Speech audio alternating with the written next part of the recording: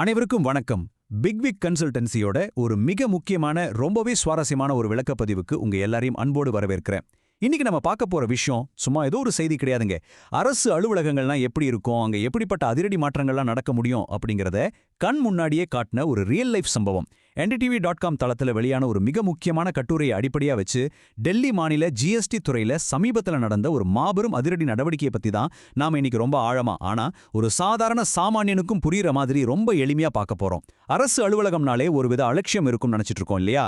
அந்த பிம்பத்தையே சுக்குநூறா உடைக்கிற மாதிரி டெல்லி முதலமைச்சர் எடுத்த ஆக்ஷன் பத்தி தான் நம்ம அலச போறோம். தயாரா இருங்க, நிறைய விஷயங்கள் கத்துக்க போறோம்.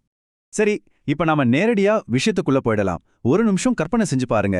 ஒரு வழக்கமான அரசு அலுவலகம், ஃபைல்ஸ் எல்லாம் டேபிள்ல தூங்கிட்டு இருக்கு, சில அதிகாரிகள் சீட்ல இல்லாம நாற்காலிகள் காலியா இருக்கு. திடீர்னு எந்த ஒரு முன்னறிவிப்பும் இல்லாம அந்த மாநிலத்தோட முதலமைச்சரே நேரா உள்ள நுழைஞ்சா எப்படி இருக்கும்? நம்ம வடிவேலு சார் பாணியில சொல்லணும்னா, ஆஹா வந்தாரையா வந்தாரு அப்படின்னு அந்த ஆஃபீஸே அல்லோல போடும் இல்லையா? அதுதாங்க டெல்லி ஜிஎஸ்டி அலுவலகத்துல நடந்திருக்கு. ஜிஎஸ்டி, அதாவது சரக்கு மற்றும் சேவை வரித்துறைங்கிறது அரசாங்கத்துக்கு வருவாயை கொண்டு வர்ற ஒரு மிக முக்கியமான இடம். அங்க நடக்கிற ஒரு சின்ன தாமதம் கூட ஆயிரக்கணக்கான வியாபாரிகளையும் நம்மள மாதிரி சாதாரண மக்களையும் ரொம்பவே பாதிக்கும்.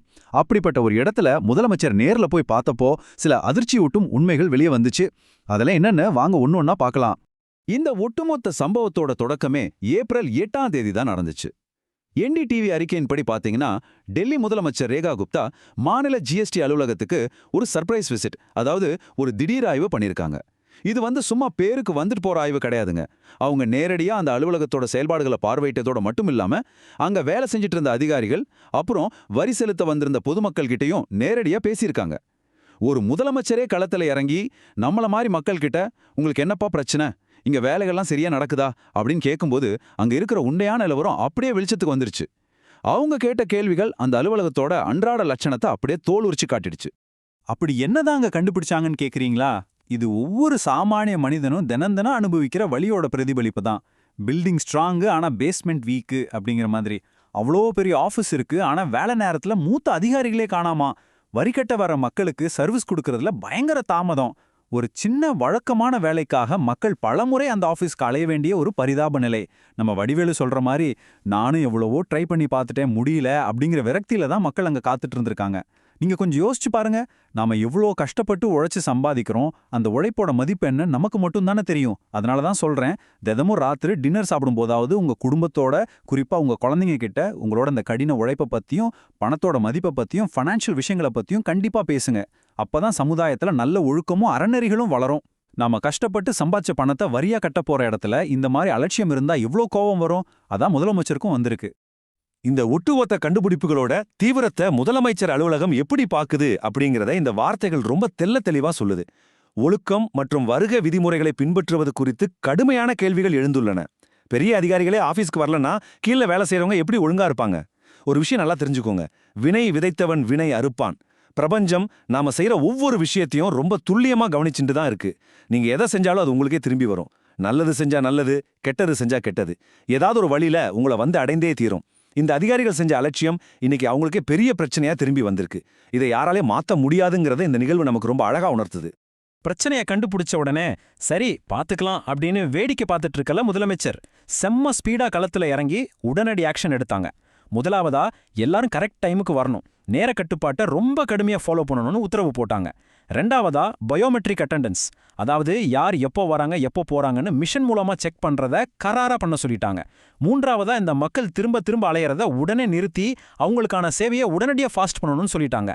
இது ஏதோ சும்மா வாய் வார்த்தையா மட்டும் நிக்கலங்க, அடுத்து நடந்த விஷயம் தான் ஒட்டுமொத்த அரசாங்க நிர்வாகத்தையே உலுக்கி எடுத்துச்சு.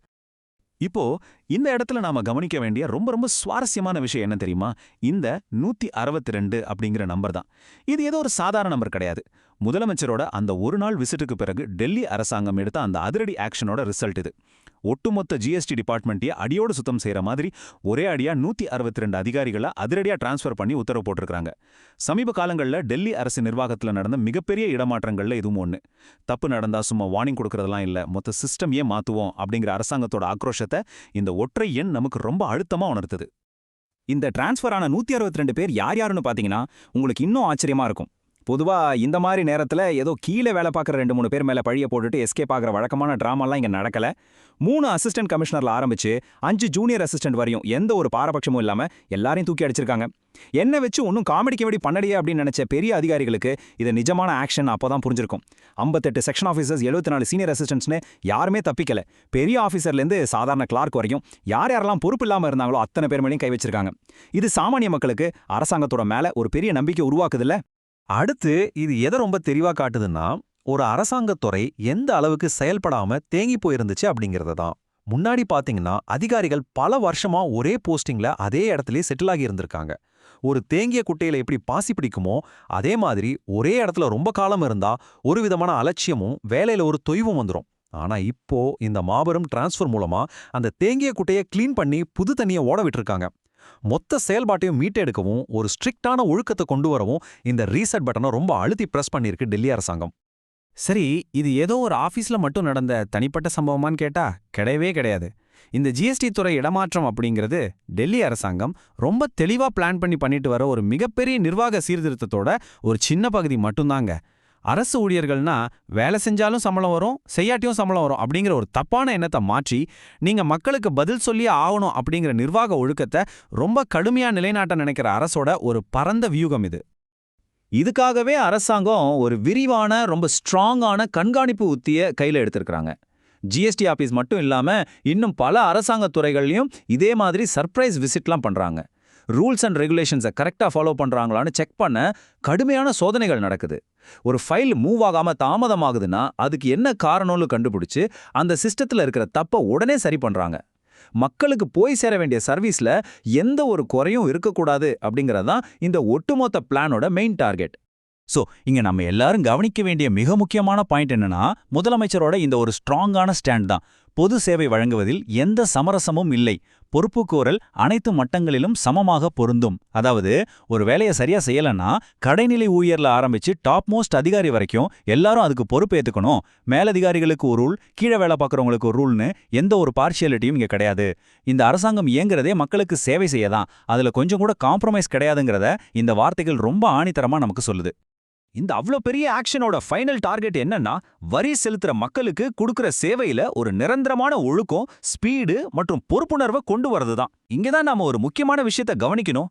அரசாங்கத்துக்கே இவ்வளோ ஒழுக்கமோ விசுவாசமோ தேவைப்படுதுன்னா நாம நம்ம குழந்தைங்களுக்கு இது எல்லாம் எவ்வளோ கத்துக் கொடுக்கணும்னு யோசிச்சு பாருங்க. உங்க குழந்தைங்களுக்கு ஒழுக்கம், நேர்மை, விசுவாசம், மரியாதையை கட்டாயம் சொல்லிக் கொடுங்க. அதே மாதிரி என் குழந்தைங்க எப்பவும் கஷ்டப்படவே கூடாதுன்னு தப்பா நினைக்காதீங்க. எப்பேற்பட்ட துன்பம் வந்தாலும் அதுலேருந்து மீண்டு வரத்துக்கான கடின உழைப்பையும் விடாமுயற்சியும் தான் நாம உங்களுக்கு கத்துக் கொடுக்கணும். அதுதான் உங்களை லைஃப்ல ஜெயிக்க வைக்கும். இறுதியா நம்ம முன்னாடி நிக்கிற அந்த மிகப்பெரிய கேள்வி இதுதான்.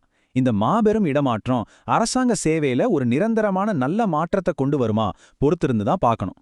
இந்த விளக்கப்பதிவு கண்டிப்பா உங்களுக்கு ரொம்பவே யூஸ்ஃபுல்லா இருந்திருக்கும்னு நம்புறேன். அப்படி இருந்தா உடனே இதை உங்க நண்பர்கள், உறவினர்கள், கிளையண்ட்ஸ்னு எல்லாருக்கும் ஷேர் பண்ணி அவங்களையும் பார்க்க சொல்லுங்க. மறக்காம பிக்விக் கன்சல்டன்சி சேனலை சப்ஸ்கிரைப் பண்ணிட்டு அந்த பெல் பட்டனையும் கிளிக் பண்ணிடுங்க. இந்த வீடியோவை லைக் பண்ணுங்க, ஷேர் பண்ணுங்க. அப்புறம் ஃபியூச்சர்ல எந்த மாதிரி டாபிக்ஸ்ல நீங்க வீடியோஸ் எதிர்பார்க்கறீங்கன்னு கமெண்ட்ல சொல்லுங்க.